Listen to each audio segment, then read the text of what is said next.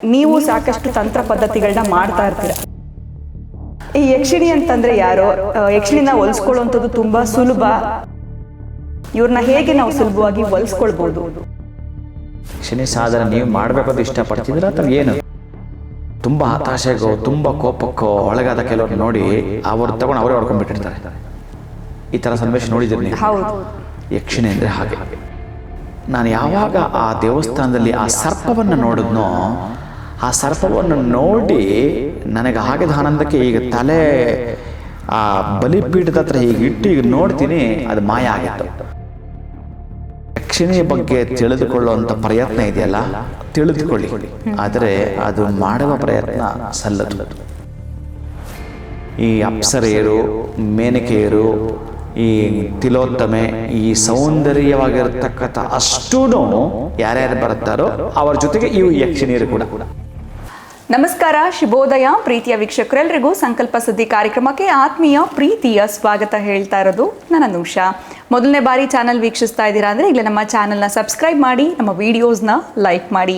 ನಮ್ಮ ನವಶಕ್ತಿ ಪೀಠಂ ಚಾನಲ್ ವತಿಯಿಂದ ಮತ್ತೊಂದು ಹೊಸ ಚಾನಲ್ ಡಿಸೆಂಬರ್ 1ರಿಂದ ಪ್ರಾರಂಭ ಆಗ್ತಾ ಇದೆ, divine time start your good time. So ಈ ಒಂದು ಚಾನಲ್ನ ನೀವು ಕೂಡ ಸಬ್ಸ್ಕ್ರೈಬ್ ಮಾಡಬೇಕು ಅಂತಂದರೆ ನಮ್ಮ ಚಾನಲ್ನ ಡಿಸ್ಕ್ರಿಪ್ಷನ್ಗೆ ಹೋದರೆ ನಿಮಗಲ್ಲಿ ಲಿಂಕ್ ಇರುತ್ತೆ, ಅದನ್ನು ಕ್ಲಿಕ್ ಮಾಡಿದ್ರೆ ನೀವು ಈಗಲೇ ಚಾನಲ್ನ ಸಬ್ಸ್ಕ್ರೈಬ್ ಮಾಡ್ಬೋದು.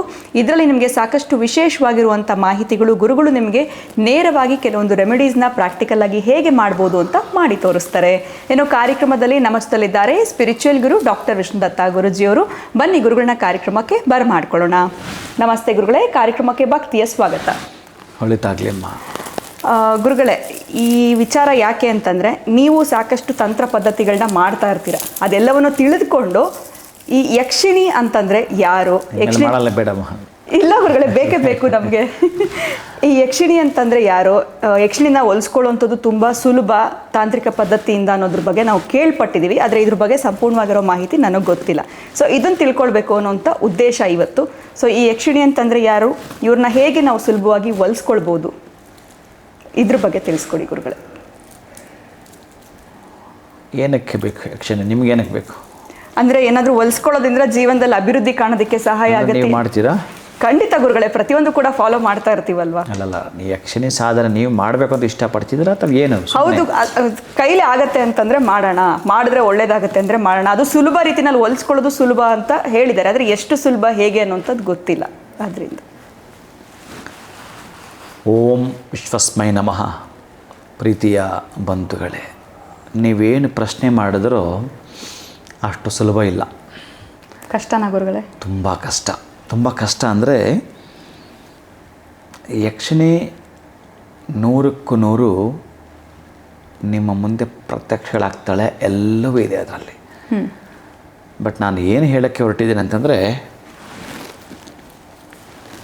ನಿಮ್ಮ ಹತ್ರ ಯಾವಾಗಲೂ ಒಂದು ವೆಪನ್ಸ್ ಇದ್ದರೆ ತುಂಬ ಹತಾಶೆಗೋ ತುಂಬ ಕೋಪಕ್ಕೋ ಒಳಗಾದ ಕೆಲವರು ನೋಡಿ ಅವರು ತಗೊಂಡು ಅವರೇ ಹೊಡ್ಕೊಂಡ್ಬಿಟ್ಟಿರ್ತಾರೆ. ಈ ಥರ ಸನ್ನಿವೇಶ ನೋಡಿದ್ದೀರಿ ನೀವು? ಹೌದು. ಯಕ್ಷಿಣಿ ಅಂದರೆ ಹಾಗೆ. ಯಕ್ಷಿಣಿ ಯಾರು? ಮೊದಲಿಗೆ ಯಾರೋ ಒಬ್ಬರು ಒಂದು 10 ವರ್ಷಗಳಿಂದ ನನ್ನ ಯಕ್ಷಿಣಿ ದೇವಸ್ಥಾನ ಮಾಡಿದ್ರು, ನನ್ನ ಕರೆದ್ರು. ನನ್ನನ್ನು ಕರೆದಾಗ ಆ ಕ್ಷೇತ್ರ ಮರ್ತೋಗಿದೆ ನನಗೆ, ತುಂಬ ದೂರದ ಪ್ರಾಂತ್ಯ ಅದು. ಆ ನೀರಿನ ಹೊಳೆ ಪಕ್ಕದಲ್ಲಿ ಮಾಡಿದ್ದ ಬಹಳ ಖುಷಿ ಕೊಡ್ತು ನನಗೆ. ನಾನು ಯಾವಾಗ ಆ ದೇವಸ್ಥಾನದಲ್ಲಿ ಆ ಸರ್ಪವನ್ನು ನೋಡಿದ್ನೋ, ಆ ಸರ್ಪವನ್ನು ನೋಡಿ ನನಗೆ ಆಗಿದ ಆನಂದಕ್ಕೆ ಈಗ ತಲೆ ಆ ಬಲಿಪೀಠದ ಹತ್ರ ಹೀಗೆ ಇಟ್ಟು ಈಗ ನೋಡ್ತೀನಿ, ಅದು ಮಾಯ ಆಗಿತ್ತು. ಮತ್ತು ಎಲ್ಲೋಯ್ತು ಏನೋ ಗೊತ್ತಿಲ್ಲ, ಅದು ಹೋಗೋಕ್ಕೆ ಎಲ್ಲೂ ಪ್ಲೇಸೇ ಇಲ್ಲ. ಅಲ್ಲಿ ನನಗೆ ಆಶ್ಚರ್ಯ ಆಗ್ಬಿಡ್ತು. ಏನಯ್ಯ, ತುಂಬ ಹುಡುಕಾಟ ಮಾಡಿದ್ದೀನಿ, ಎಷ್ಟು ಅಂದರೆ ಅವನ್ನೆಲ್ಲ ಕರೆದುಕೊಂಡು ನಾನೀಗಷ್ಟೇ ದರ್ಶನ ಮಾಡಿದ್ದೇನಯ್ಯ, ಇನ್ಯಾರಿಗಾದ್ರೂ ತೊಂದರೆ ಅಥವಾ ಭಯ ಪಡ್ತಾರೆ, ಏನಾದರೂ ಮಾಡಿದ್ದೇನೆ, ನೀವು ಇಲ್ಲಿಂದ ಓಡಿಸ್ಬೇಕು ಗುರುಗಳೇ, ನಮ್ಮನ್ನು ಕ್ಷಮಿಸಿಬಿಡಿ, ಈ ಓಡಿಸಿಬಿಡಿ ಅನ್ನೋ ಅದು ಸಾಧ್ಯವೇ ಇಲ್ಲ. ಆಮೇಲೆ ಇಷ್ಟು ವರ್ಷಗಳಲ್ಲಿ ಬಹುಶಃ ನಾನು ಪ್ರತಿಷ್ಠಾಪನೆ ಮಾಡಿದಷ್ಟು ವರ್ಷಗಳಿಂದ ನನಗೆ ಒಂದು ಸಲ ಮಾತ್ರ ಕಾಣಿಸಿದೆ. ನೀವು ಬಂದು ಕೂಡಲೇ ನಿಮಗೆ ಅದು ಕಾಣಿಸಿದೆ ಅಂತಂದರೆ ನಾವು ಎಷ್ಟು ಪ್ರಯತ್ನ ಪಟ್ಟರೋ ಅದು ನನಗೂ ಸೇಮಿಗಾಗಿದೆ, ಕಾಣಿಸ್ಲಿಲ್ಲ ಅನ್ನೋದು. ಅದು ಯಾವ ರೂಪದಲ್ಲಿ ಹೇಗಿರುತ್ತೋ ಆದರೆ ಯಕ್ಷಿಣಿಯ ಬಗ್ಗೆ ತಿಳಿದುಕೊಳ್ಳುವಂಥ ಪ್ರಯತ್ನ ಇದೆಯಲ್ಲ, ತಿಳಿದುಕೊಳ್ಳಿ, ಆದರೆ ಅದು ಮಾಡುವ ಪ್ರಯತ್ನ ಸಲ್ಲದು, ಅಷ್ಟು ಸಮಂಜಸ ಅಲ್ಲ. ಯಾಕೆ ಇದನ್ನು ನಾನು ಹೇಳ್ತೀನಿ ಅಂತಂದರೆ, ಆ ಯಕ್ಷಿಣಿ ಅನ್ನುವಂಥದ್ದು ಈ ದೇವತೆಗಳು ಮತ್ತು ಮನುಷ್ಯರು, ದೇವತೆಗಳು ಮತ್ತು ಮನುಷ್ಯರಿಗೂ ಮಧ್ಯದಲ್ಲಿ ಬರ್ತಕ್ಕಂತಹ ಸ್ತರ ಏನೇ ಇದೆಯೋ ಅಲ್ಲಿನವರವರು ಯಾರು, ಈ ಅಪ್ಸರೆಯರು, ಮೇನಕೆಯರು, ಈ ತಿಲೋತ್ತಮೆ, ಈ ಸೌಂದರ್ಯವಾಗಿರ್ತಕ್ಕಂಥ ಅಷ್ಟೂ ಯಾರ್ಯಾರು ಬರ್ತಾರೋ ಅವರ ಜೊತೆಗೆ ಇವು ಯಕ್ಷಿಣಿಯರು ಕೂಡ. ಈ 36 ತರಹದ ಯಕ್ಷಿಣಿ ಬರುತ್ತೆ. ನೀವು ಧನದ ಯಕ್ಷಿಣಿಯನ್ನು ಕರೆದರೆ, ಧನದ ಯಕ್ಷಿಣಿಯನ್ನು ಕರೆದಾಗ ಜ್ಞಾನ, ಸಂಪತ್ತು, ಸಮೃದ್ಧಿ ಮತ್ತು ಸೃಜನಶೀಲತೆ ಇಷ್ಟನ್ನು ಇಟ್ಟುಕೊಂಡು ನೀವು ಯಕ್ಷಿಣಿನ ಕರೆಯಬೇಕು. ಇದಕ್ಕೆ ಅಧಿಷ್ಠಾನ ದೇವತೆ ಯಾಕೆ? ಇಷ್ಟಕ್ಕೂ ಕೂಡ ಅಧಿಷ್ಠಾನ ದೇವತೆ ಒಂದಷ್ಟು ಕಟ್ಟಪ್ಪಣೆಗಳಿದೆ. ಶೀಘ್ರವಾಗಿ ಬರುತ್ತಾಳೆ. ನಿಮ್ಮದು ಏನು ಇದೆಯೋ ಅದು ನೀವು ಹಾಗೇ ಬಳಸಿದ್ರೆ ಆ ಪದ್ಧತಿಯಲ್ಲೇ ಬಳಸಬೇಕು. ಸುಮ್ಮನೆ ಬಂದವರಿಗೆಲ್ರಿಗೂ ನೀವು ತೋರಿಸ್ತಾ ಇರಬೇಕು ಅಂತಂದರೆ ಪ್ರಯೋಜನ ಬಾರದು. ಕೆಲವ್ರು ನೋಡಿದ್ದೀರಿ ನೀವು, ಅವರೇನಾದರೂ ಒಂದು ವಾಹನ ತಂದುಕೊಂಡ್ರೆ ಹೇಳ್ಕೊಳ್ತಾರೆ, ಒಂದು ಆಭರಣ ತಂದುಕೊಂಡ್ರೆ ಹೇಳ್ಕೊಳ್ತಾರೆ, ಏನಾದರೂ ಒಂದು ಏನೋ ಈ ತೋರ್ಪಡಿಕೆ ಇದೆಯಲ್ಲ, ಈ ತೋರ್ಪಡಿಕೆಗಳಿಗೆ ಆಗಲ್ಲ. ಇದು ಒಂದು ಕೆಲಸ ಆಗಬೇಕು ನನಗೆ, ಆ ಕೆಲಸಕ್ಕಾಗಿ ನಾನು ಇದನ್ನು ಮಾಡುತ್ತೇನೆ ಅನ್ನೋರಿಗಾಗತ್ತೆ. ಅಪ್ಪಿತಪ್ಪಿ ನನ್ನ ಬಾಯಿಂದ ಅದಕ್ಕೆ ಸಂಬಂಧಪಡುವಂಥ ಮಂತ್ರಗಳು ಹೇಳೋದಿಲ್ಲ. ನಾನು ಇದನ್ನು ಮುಂದುವರೆದ ಭಾಗದಲ್ಲಿ ನಾನು ಮುಂದಕ್ಕೆ ಹೇಳ್ಕೊಂಡು ಹೋಗ್ತೀನಿ. ಅದಕ್ಕೇನು ಬೇಕೋ ಒಂದಷ್ಟು ಮಂತ್ರ ಅಷ್ಟೇ ಕೊಡಬಲ್ಲೆ. ಯಾಕಂದರೆ ಅದೊಂದು ರಹಸ್ಯ ವಿದ್ಯೆಗಳಲ್ಲಿ ಅಡಕಾಗ್ತಕ್ಕಂಥದ್ದು. ಒಂದೊಂದು ಮಂತ್ರ ಒಂದೊಂದು ಆಟಮ್ ಬಾಂಬು, ಒಂದೊಂದು ಮಂತ್ರ ಒಂದೊಂದು ಆಟಮ್ ಬಾಂಬು. ಅದಕ್ಕಾಗಿ ಅವುಗಳನ್ನು ನೀವು ಬಳಸಬೇಕಾದ್ರೆ ಬಹಳ ಎಚ್ಚರಿಕೆಯಿಂದ ಬಳಸಬೇಕಾಗತ್ತೆ. ಅಂತಹ ಆ ಮೇಲುಸ್ತರದಲ್ಲಿರ್ತಕ್ಕಂಥ ಯಕ್ಷಿಣಿಯರು ಇವರೆಲ್ಲ ಕೂಡ ನೋಡಿ, ಗಂಧರ್ವರು, ಯಕ್ಷ ಕಿನ್ನರರು ಅಂತ ನೀವೇನು ಬಳಸ್ತೀರೋ, ಈ ಮೇನಕೆ, ತಿಲೋತ್ತಮೆ, ಅಪ್ಸರೆ ಇವರೆಲ್ಲ ಕೂಡ ಇಂದ್ರನ ಸಭಾಭವನದಲ್ಲಿ ನಾಟ್ಯವನ್ನು ಮಾಡ್ತಕ್ಕಂಥವರು, ಸಂಗೀತವನ್ನು ಹಾಡ್ತಕ್ಕಂಥವರು. ಈ ಗುಂಪಿಗೆ ಸಂಬಂಧಪಡತಕ್ಕಂಥವ್ರು ಈ ಯಕ್ಷಿಣಿಯರು. ಇಂತಹ ಯಕ್ಷಿಣಿಯರು ನಿಮಗೆ ಗೌಪ್ಯವಾಗಿರ್ತಕ್ಕಂತಹದನ್ನು, ಅದಕ್ಕೆ ಇದನ್ನು ಗುಪ್ತವಾಗಿಯೇ ಅಂತ ಹೇಳ್ತಾನೆ. ಅಂಥ ಯಕ್ಷಿಣಿ ಬಗ್ಗೆ ನಾವು ತಿಳಿದುಕೊಳ್ಳೋಣ ಅಂತಂದರೆ ಮಾತ್ರ ಮನುಷ್ಯರಿಗಿಂತ ಮೇಲಿನ ಸ್ತರ, ದೇವತೆಗಳಿಗಿಂತ ಕೆಳಗಿನ ಸ್ಥಳದಲ್ಲಿರ್ತಕ್ಕಂಥದ್ದು. ಆ ಕೆಳಗಿನ ಸ್ಥಳದಲ್ಲಿ ಏನಿರ್ತಕ್ಕಂಥವರು ಅವರಾಗಿರ್ತಾರೆ ಇವರು. ಇನ್ನು ಈ ಯಕ್ಷಿಣಿ ಅನೇಕ ರೂಪಗಳಿರ್ತಕ್ಕಂತಹದ್ದು ಏನು ಇದೆಯೋ ಇದನ್ನು ನೀವೇನಾದರೂ ಉಪಯೋಗ ಆಗುವಂಥದ್ದಕ್ಕೆ ಮಾತ್ರ, ಬೇರೆ ರೀತಿಯಲ್ಲಿ ಏನಾದರೂ ಇದನ್ನು ನಾವು ಸ್ವಾರ್ಥಕ್ಕೆ ಬಳಸ್ಕೊಳ್ಳತಕ್ಕಂತಹದ್ರಿಂದ ಹಿಡಿದು ಬೇರೆ ಮಾರಣ, ಉಚ್ಚಾಟನ, ಈ ರೀತಿಯ ಸ್ತಂಭನಾದಿ ಪ್ರಯೋಗಗಳಿಗೆ ಬಳಸ್ಕೊಳ್ತೀನಿ ಅಂತಂದರೆ ಒಂದು ರೀತಿಯ ನೀವು ಈ ಪ್ರಯೋಗಗಳನ್ನು ಏನಾದರೂ ಮಾಡ್ತೀನಿ ಅಂತಂದರೆ ಆತ್ಮಹತ್ಯೆಗೆ ಸಮಾನ ಆಗುವಂಥದ್ದು. ಅಷ್ಟು ಸಮಂಜಸವಲ್ಲ. ಯಕ್ಷಿಣಿ ಸಾಧನೆ ಮಾಡಬೇಕಾದರೆ ಬಹಳಷ್ಟು ಕಟ್ಟಪ್ಪಣೆಗಳಿದೆ. ಯಾಕೆ ನಾನು ಇದನ್ನು ಹೇಳ್ತೀನಿ ಅಂತಂದರೆ, ಜ್ಞಾನವನ್ನು ಹೇಗೆ ದಯಪಾಲಿಸಲು ಅಂತಂದರೆ, ಇದರಲ್ಲಿ ತುಂಬ ಜನ ಬರ್ತಾರೆ. ಒಬ್ಬರನ್ನು ಪ್ರಧಾನವಾಗಿ ತೆಗೆದುಕೊಳ್ಳೋಣ ಉದಾಹರಣೆ ಅಂತಂದರೆ, ನೀವೆಲ್ಲ ಕಾಳಿದಾಸನ ಕೇಳಿದ್ದೀರಿ. ಕಾಳಿದಾಸನಾಗುವ ಮುನ್ನ ಒಬ್ಬ ರಾಜಕುಮಾರಿನ ಆತ ಮದುವೆ ಆಗ್ತಾನೆ. ಮೊದಲು ಜ್ಞಾನಶೂನ್ಯ, ಏನೂ ಕೂಡ ಜ್ಞಾನ ಇಲ್ಲದವ, ಹಸು ಕುರಿಗಳನ್ನು ಮೇಯಿಸ್ಕೊಂಡಿರ್ತಕ್ಕಂಥವನಿಗೆ ಹಾಗಂತೇಳಿ ಅವ್ರಿಗೂ ಜ್ಞಾನ ಇರುತ್ತೆ, ಇವನ ಜ್ಞಾನ ಶೂನ್ಯ ಇವ. ಅಂತಹ ಜ್ಞಾನ ಶೂನ್ಯನಾದವನಿಗೆ ಈ ವಿದ್ಯೋತ್ತಮೆ, ಆ ರಾಜಕುಮಾರ ಹೆಸರು ವಿದ್ಯೋತ್ತಮೆ. ಅಂತಹ ವಿದ್ಯೋತ್ತಮೆ ಇವನ ಅಜ್ಞಾನವನ್ನು ನೋಡಿ ದೂರ ಅಟ್ಟುತ್ತಾಳೆ ಅಂತ ಒಂದು. ಎರಡನೇ ಇನ್ನೊಂದು ಪುರಾಣದಲ್ಲಿ ನಮ್ಮ ಮನೆಯಲ್ಲಿ ನೀನು ಅಜ್ಞಾನವಂತನು ಅಂತ ಗೊತ್ತಾಗ್ಬಿಡುತ್ತೆ ಅಂತೇಳಿ ಈಕೆಯೇ ಹೇಳಿ ಕಳಿಸ್ತಾಳೆ ಅನ್ನೋದು ಕೂಡ ಇದೆ, ಉಲ್ಲೇಖ ಇದೆ. ಆ ವಿದ್ಯೋತ್ತಮನ ಹೇಳಿ ಕಳಿಸ್ತಾಳೆ. ನೋಡು, ಅಲ್ಲಿ ದೂರದಲ್ಲೊಂದು ದೇವಸ್ಥಾನ ಇದೆ, ಆ ಕಾಳಿ ದೇವಸ್ಥಾನ ಇದೆ, ಅಲ್ಲಿಗೆ ಹೋಗು, ನೀನು ಅಮ್ಮನ ಬಳಿ ಬೇಡ್ಕೊ, ಪರಿಪರಿಯಾಗಿ ಬೇಡ್ಕೊಂಬಿಡು, ನಿನಗೆ ಜ್ಞಾನ ಸಿಗುತ್ತೆ ಅಂತ ಹೇಳಿ ಆತ ಹೋಗಿ ಏನು ಮಾಡಬೇಕು ಅಂತಲೂ ಕೂಡ ಗೊತ್ತಿರಲ್ಲ ಆಕೆಗೆ. ಈಕೆ ಹೇಳ್ಕೊಡ್ತಾಳೆ, ನನಗೆ ವಿದ್ಯೆ ಬೇಕು, ನನಗೆ ವಿದ್ಯೆ ಬೇಕು ಅಂತ ಹೇಳ್ಕೊಡ್ತಾಳೆ. ನೋಡಿ, ಚೆನ್ನಾಗಿ ಕೇಳಿಸ್ಕೊಳ್ಳಿ. ಎಷ್ಟೊಂದು ಅಜ್ಞಾನವಂತನಂತಂದರೆ ವಿದ್ಯೆ ಅನ್ನೋದು ಕೂಡ ಅವನಿಗೆ ಬರೋದಿಲ್ಲ. ಇದ್ದೆ ಅಂತಾನೆ, ಬರಲ್ಲ ಅವನಿಗೆ. ಅಷ್ಟು ಅಜ್ಞಾನ ತುಂಬಿರುತ್ತೆ ಅವನಲ್ಲಿ. ವಿದ್ಯೆ ಅನ್ನೋ ಪದ 7,000 ಸಲ ಹೇಳ್ಕೊಡ್ತಾಳೆ, ಬರೋದೇ ಇಲ್ಲ ಅವನಿಗೆ. ನನಗೆ ವಿದ್ಯೆ ಬೇಕು ಅಂತ ಕೇಳ್ಕೊಳ್ಳೋ, ನನಗೆ ಇದ್ದೇ ಬೇಕು ಅದು ಇದನ್ನೇ ಹೇಳ್ತಿರ್ತಾಳೆ. ಸರಿ ಹೋಗು, ಅಮ್ಮನ ಹತ್ರ ಕೇಳ್ಕೊ ಹೋಗು ಅಂತ ಹೇಳಿ ಹೇಗೆ ಕೇಳ್ಕೊಳ್ಳೋದು ಅಂತಂದರೆ, ಅಮ್ಮ ಎಲ್ಲೋ ಹೋಗಿದ್ದಾಳೆ, ಈಗ ಹೋಗ್ಬಿಟ್ಟು ಬಾಗಿಲು ತೆಗೆದಿದೆ, ನೀನು ಬಾಗಿಲು ಹಾಕ್ಕೊಂಬಿಡು, ಬಾಗಿಲ ಹತ್ರ ಗಟ್ಟಿಯಾಗಿ ತಳ್ಳಿ ಇಟ್ಕೊಂಬಿಡು, ಯಾರಾದರೂ ತೆಗಿ ಅಂತಂದಾಗ ತೆಗಿಬೇಡ, ನಿನಗೇನು ಬೇಕು ಅಂತ ಕೇಳಿದಾಗ ನಂಗೆ ವಿದ್ಯೆ ಬೇಕು ಅಂತ ಕೇಳು ಅಂತ ಹೇಳ್ಕೊಡ್ತಾಳೆ. ಇವನ್ನ ಮಡದಿ ಈತ ಹೋಗಿ ಅದನ್ನೇ ಮಾಡ್ತಾನೆ, ಬಾಗಿಲು ಹಾಕ್ಕೊಳ್ತಾನೆ. ಬಾಗಿಲು ಹಾಕ್ಕೊಂಡ್ಮೇಲೆ ಈ ಗೆಜ್ಜೆಯ ಶಬ್ದ ಮಾಡ್ತಾ, ಸಪ್ಪಳದೊಂದಿಗೆ ಜೋರು ಶಬ್ದ ಮಾಡ್ತಾ, ಝೇಂಕಾರ ಶಬ್ದ ಮಾಡ್ತಾ ಆ ಗರ್ಭಗುಡಿ ಪ್ರವೇಶ ಮಾಡ್ತಾಳೆ. ಬಾಗಿಲು ತಳ್ತಾಳೆ ದೇವಿ. ಆ ಬಾಗಿಲು ಹೋಗೋದಿಲ್ಲ. ಯಾವಾಗ ಬಾಗಿಲು ಹೋಗೋದಿಲ್ಲ ಮತ್ತು ತಳ್ಳಿ ನೋಡ್ತಾಳೆ. ಯಾರು ಅಂತ ಕೇಳ್ತಾನೆ. ನಾನು ಅಂತಾನೆ. ಅವನೇನು ಹೆಸರೇ ಹೇಳ್ತಾ ಇಲ್ಲ. ಏನು ನಾನು ಅಂತ, ಏನು ಬೇಕು ನನಗೆ ಅಂದಾಗ ನನಗೆ ಇದ್ದೆ ಅಂತಾನೆ. ಏನೂ ಗೋಚರ ಆಗ್ತಾ ಇಲ್ಲ. ಆಗ ಅವನು ಆ 2 ಬಾಗಿಲುಗಳ ಮಧ್ಯೆ ಹಾಗಂತೇಳಿ ಕಾಳಿ ಮಾತೆಗೆ ಕ್ಷಣ ಮಾತ್ರದಲ್ಲಿ ತೆಗೆಯೋದು ಗೊತ್ತಿರುತ್ತೆ. ನಮಗೆ ತಿಳಿಸುವ ಮಾರ್ಗಗಳು ಇವಾಗಿರ್ತವೆ. ಭಕ್ತ ಮತ್ತು ಭಗವಂತರ ಮಧ್ಯೆ ಇರತಕ್ಕಂತಹ ದಾರಿಗಳು ಇವೇ ಆಗಿರ್ತವೆ ಗೋಚರ ಆಗಲಿಕ್ಕೆ. ಅವಳು ಏಕಮಾತ್ರ ಕಣ್ಣು ಬಿಟ್ಟರೆ ಎಲ್ಲವೂ ಕೂಡ ತೆರೆಕೊಳ್ತವೆ. ಯಾರು ಅನ್ನೋದನ್ನು ಕೂಡ ಇವಳ ಶಕ್ತಿಗೆ ಇವಳಿಗಿಲ್ಲ ಅಂತ ಅವನು ತಿಳ್ಕೋಬೇಕು ಅನ್ನೋದು ಕೂಡ ಇಲ್ಲಿ ಗೂಢಾರ್ಥ ಇಟ್ಟಿರುತ್ತಾನೆ. ಇಲ್ಲಿ ಇದರ ಜೊತೆಗೆ ಇರತಕ್ಕಂತಹದ್ದು ಅಂತಂದರೆ, ನಿನಗೇನು ಬೇಕು ಅಂತಂದಾಗ ಇದ್ದೆ ಅಂತಾನೆ. ಆ ಇದ್ದೆ ಅನ್ನುವಾಗ ವಿದ್ಯೆ, ಓಹೋ ಇವನೇನೋ ನನ್ನಿಂದ ಪಡ್ಕೊಳ್ಳಲಿಕ್ಕೆ ಬಂದಿದ್ದಾನಂತೇಳಿ ಆ 2 ಬಾಗಿಲ ಮಧ್ಯೆ ನಾಲಿಗೆಯನ್ನು ಚಾಚ್ತಾನವನು. ಇದು ಆ ವಿದ್ಯೋತ್ತಮ ಹೇಳ್ಕೊಡುವಂಥದ್ದು. ಆ 2 ಬಾಗಿಲುಗಳ ಮಧ್ಯೆ ಸಣ್ಣದಾಗಿರ್ತಕ್ಕಂಥ ಒಂದು ಸಂಧಿಯಲ್ಲಿ ನಾಲಿಗೆ ಚಾಚುತ್ತಾನೆ. ಆ ನಾಲಿಗೆ ಮೇಲೆ ಏನು ಆ ತ್ರಿಶೂಲದಿಂದ ಓಂಕಾರವನ್ನು ಬರೀತಾಳೋ ಅವಳು ಕಾಳಿಯಲ್ಲ, ಕಾಳಿನ ಯಕ್ಷಿಣಿಯಾಗಿ ಅವತಾರ ಮಾಡಿರ್ತಾಳೆ. ಶೀಘ್ರ ಪ್ರಸನ್ನಳಾಗ್ತಾಳೆ. ಅಂತಹ ಯಕ್ಷಿಣಿ ದೇವಿಯಿಂದ ಓಂಕಾರವನ್ನು ಬರೆಸಿಕೊಂಡು ಜ್ಞಾನ ಭಂಡಾರವೇ ಅವನ್ನೆಲ್ಲ ತುಂಬಿಸ್ಕೊಂಡು ಬಿಟ್ಟ. ನಿಮಗೆ ಗೊತ್ತಿದೆ, ಈ ಅಭಿಜ್ಞಾನ, ಶಾಕುಂತಲ, ಮೇಘದೂತ ಅಂತಹ ಮಹಾಕಾವ್ಯಗಳನ್ನು ರಚನೆ ಮಾಡಿದ ಕಾಳಿದಾಸನಾಗ್ತಾನೆ. ಅಂತಹ ಜ್ಞಾನ ಸಂಪನ್ನನಾಗ್ಬಿಡುತ್ತಾನೆ. ಒಂದು ಸಲ ಯಕ್ಷಿಣೇನೇನಾದರೂ ನಾವು ಹೋಲಿಸಿಕೊಂಡ್ರೆ ಹಾಗೆಲ್ಲ ಇರ್ತವೆ ಪ್ರೀತಿಯ ಪಂಥಗಳೇ. ಅದೇ ಆ ಜ್ಞಾನ ಸಂಪತ್ತೆಲ್ಲವೂ ಕೂಡ ಪ್ರಪಂಚಕ್ಕೆ ಹಂಚಬೇಕು.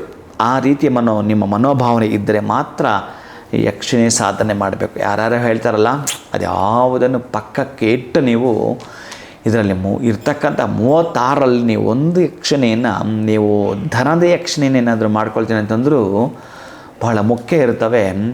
ಒಬ್ಬ ಸಾಧಕನಿಗೆ ಏನು ಬೇಕು ಅಂತಂದರೆ, ನೋಡಿ ಇಲ್ಲಿ ಸಾಧನೆ ಮಾಡುವಾಗ ಏನು ಹೇಳ್ತಾನೆ ಅಂತಂದರೆ, ಕೃಷ್ಣ ಪಕ್ಷದ ಅಷ್ಟಮಿಯಿಂದ ಪ್ರಾರಂಭಿಸಬೇಕು. ಅದು ಮಧ್ಯರಾತ್ರಿಯಲ್ಲಿ. ಕೃಷ್ಣ ಪಕ್ಷದ ಅಷ್ಟಮಿಯಂದು ಮಧ್ಯರಾತ್ರಿಯಲ್ಲಿ ಪ್ರಾರಂಭಿಸಬೇಕು. ಸಾಧನೆ ಮಾಡುವವನು ಸಮಯ ಮತ್ತು ಸ್ಥಳ ನಿಗದಿ ಮಾಡ್ಕೋಬೇಕು. ಮನೆಯಲ್ಲೋ ಎಲ್ಲಂದ್ರಲ್ಲೇ ಗಲಾಟೆ ಶಬ್ದ ಮಾಡೋ ಜಾಗದಲ್ಲೋ ಕೂಡದು. ಅದಕ್ಕೆ ಈ ಸಾಧನೆ ಮಾಡಬೇಕಾದ್ರೆ ಬಹಳ ಕಟ್ಟಪ್ಪಣೆಗಳಿದ್ದಾವೆ. ಕೃಷ್ಣ ಪಕ್ಷದ ಅಷ್ಟಮಿಯಿಂದ ಮಧ್ಯರಾತ್ರಿಯಿಂದ ಪ್ರಾರಂಭಿಸ್ತಕ್ಕಂತಹದ್ದು. ಬ್ರಹ್ಮಚರ್ಯವನ್ನು ಪಾಲಿಸಬೇಕು. ನೆಲದ ಮೇಲೆ ಮಲಗಬೇಕು.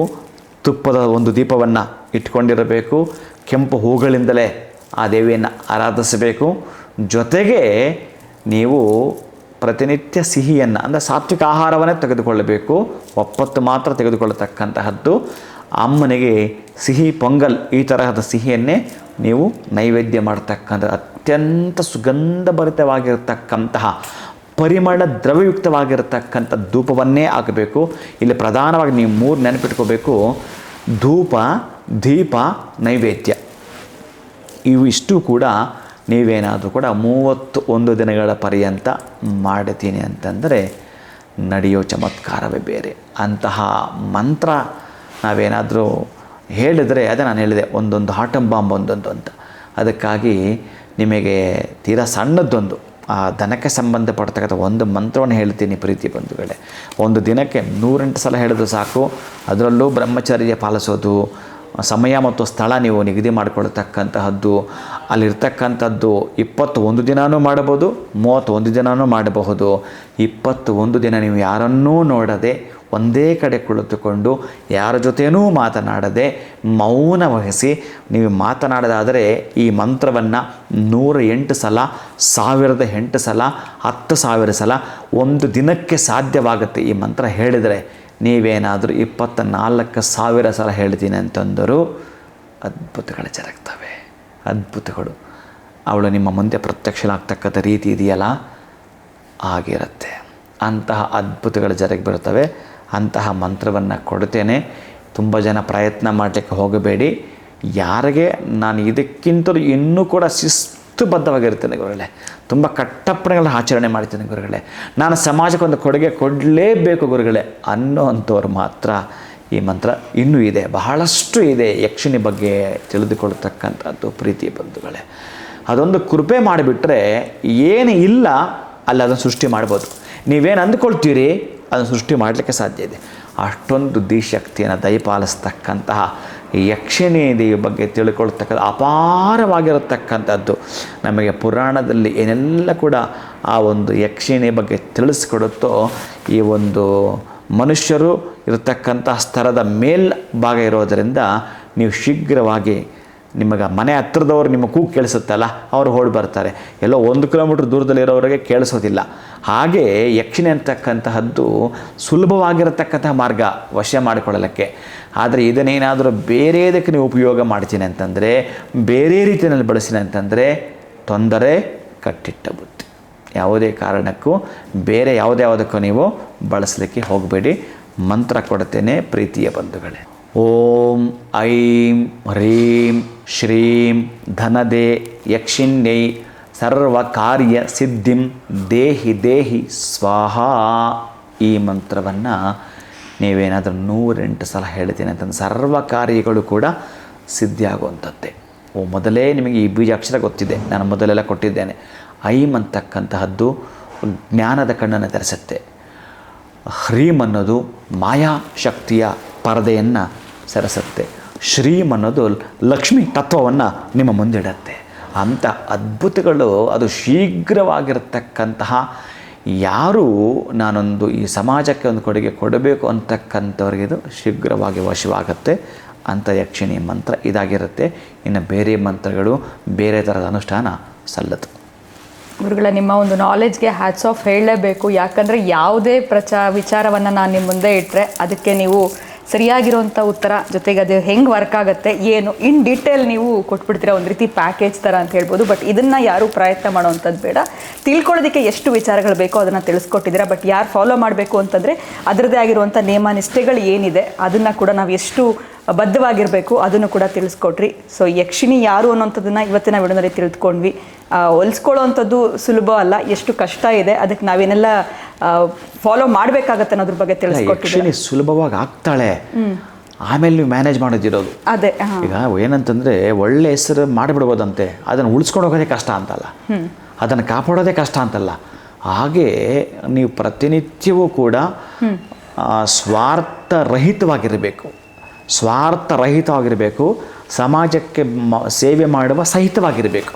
ಈ ಥರದ ಗುಣಗಳನ್ನು ಅಳವಡಿಸಿದ್ರೆ ಮಾತ್ರ ಅಲ್ಲ. ಅಲ್ಲಿ ಭಾಳ ಪರೀಕ್ಷೆಗಳು ಬರ್ತವೆ. ಎಂಥ ಪರೀಕ್ಷೆಗಳು ಬರ್ತವೆ ಗೊತ್ತಾ? ನಿಮಗೆ ಆಸೆ ಹುಟ್ಟಿಸುವಂಥವು ತುಂಬ ಬರ್ತವೆ. ಇದನ್ನೆಲ್ಲ ಹೇಳಿಬಿಟ್ರೆ ಕಷ್ಟ ಆಗುತ್ತೆ. ಒಂದು ಸಲ ಏನಾದರೂ ಅವರ ಮುಂದೆ ಅಂತಹ ಸೌಂದರ್ಯವತಿಯರು ಕಾಣಿಸ್ಕೊಂಡು ಬಿಡ್ತಾರೆ, ಒಂದು ಸಲ ಅಪ್ಪಿತಪ್ಪಿ ನೀವೇನಾದರೂ ಅವ್ರ ಜೊತೆ ಸಂಬಂಧ ಬೆಳೆಸಿದ್ರೋ ಅದಪ್ಪತನ.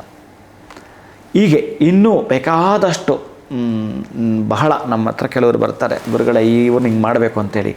ಅವರು ಎಷ್ಟು ಹೇಳ್ತಾರೆ ಅಂತಂದರೆ ಆ ಹಣದ ಆಸೆ ಬೆಟ್ಟದಷ್ಟು ಹೇಳ್ತಾರೆ. ಬಹುಶಃ ಅದು ಯಾವುದಕ್ಕೂ ನೀವು ಮನಸ್ಸನ್ನು ಆ ಕಡೆ ವಾಲ್ಬಾರ್ದು. ನಿಮಗೆ ಅದೇ ಹೇಳ್ತೀನಲ್ಲ, ನಿಮಗೊಂದು ಬಾರ್ಡರ್ ಲೈನ್ ಇದೆ, ಒಂದು ಎಥಿಕ್ಸ್ ಇಟ್ಕೊಂಡಿರ್ಬೇಕು ಇದರಲ್ಲಿ. ಆ ಎಥಿಕ್ಸ್ ಫಾಲೋ ಮಾಡ್ತೀನಿ ಅನ್ನೋರಿಗೆ ಮಾತ್ರ ಸಾಧನೆ ಆಗುತ್ತೆ. ಯಾಕಂದರೆ ಅವ್ರ ಹತ್ರ ಇದ್ದಾಗ ಏನು ಬೇಕಾದ್ರೂ ಆಟ ಆಡ್ತಾರೆ, ಏನೇನು ಬೇಕೋ ಆಟ ಆಡೋಕ್ಕೋ, ಏನೋ ಮೋಜು ಮಸ್ತಿಗೆಲ್ಲ ಮಾಡೋಕ್ಕೆ ಹೋಗ್ಬಿಡ್ತಾರೆ. ಯಾಕಂದರೆ ಆಗಿರುತ್ತೆ ಅವ್ರ ಹತ್ರ, ಎಲ್ಲವೂ ಇರುತ್ತೆ. ಐಷಾರಾಮದ ಜೀವನ ಇದ್ದಾಗ ಇನ್ನೇನು ಬೇಕು ಎಲ್ಲ ಕೇಡು ಕೆಡುಕು ಇದಕ್ಕೆ ಹೊರಟೋಗ್ಬಿಡ್ತೀನಿ. ಇದಕ್ಕೆ ನಾನು ಹೋಗಲ್ಲ ಅನ್ನೋದಾದರೆ ಅದನ್ನು ಹಾಗೇ ಶಿಸ್ತುಬದ್ಧವಾಗಿ ಕಾಪಾಡ್ಕೊಳ್ತೀನಿ ಅನ್ನೋರಿಗೆ ಮಾತ್ರ ಯಕ್ಷಿಣಿ. ಅದಕ್ಕೆ ಬಹಳ ಇದೆ ಇದು. ಮತ್ತೊಂದು ನಾನು ಕಾಶಿಯಲ್ಲಿ ಇದರ ಪ್ರಯೋಗವನ್ನು ಮಾಡುವಾಗ ಬಹಳ ಗೊತ್ತಾಗಲ್ಲ ಅಲ್ಲಿ, ಗೊತ್ತಾಗದೇ ರೀತಿಯಲ್ಲಿ ಇರ್ತವೆ. ಅಷ್ಟು ಎಲ್ಲರೂ ಗಡ್ಡ ಬಿಟ್ಕೊಂಡು ಎಲ್ಲೆಲ್ಲೋ ಕೂತ್ಕೊಂಡಿರ್ತಾರೆ, ಅವ್ರು ಯಾರೂ ಅಲ್ಲ ಇದರಲ್ಲಿ. ಅಂತಹ ಸಾಧನೆ ಮಾಡುವಾಗ ಶೀಘ್ರ ಆಗುತ್ತೆ. ಪರೀಕ್ಷೆಗಳು ನಡೀತಾವಲ್ಲಿ, ಆ ಪರೀಕ್ಷೆಗಳು ನೋಡಿದರೆ ಮಾತ್ರ ಆ ಮಹಾಮಂತ್ರಗಳು ಆವಿರ್ಭಾವ ಆರ್ಭಟ ಆಗೋವಂಥದ್ದು. ಅದಕ್ಕೆ ನೀವು ಹೇಳಿದ್ರಿ, ನಾನೊಂದು ಚಿಕ್ಕದಾಗಿ ತಿಳಿಸಿದ್ದೇನೆ ಅಷ್ಟೇ. ಖಂಡಿತ ಗುರುಗಳೇ, ಈ ವಿಚಾರನ ನಮ್ಮೆಲ್ಲರಿಗೂ ತಿಳಿಸ್ಕೊಟ್ಟಿದ್ದಕ್ಕೆ ತಮಗೆ ಧನ್ಯವಾದಗಳು. ನಮಸ್ಕಾರ. ಹರೇ ಶ್ರೀನಿವಾಸ. ನಾನು ಇವತ್ತಿನ ವಿಡಿಯೋವನ್ನು ಮುಗಿಸುವಂತಹ ಸಮಯ ಆಗಿದೆ. ನಮಸ್ಕಾರ.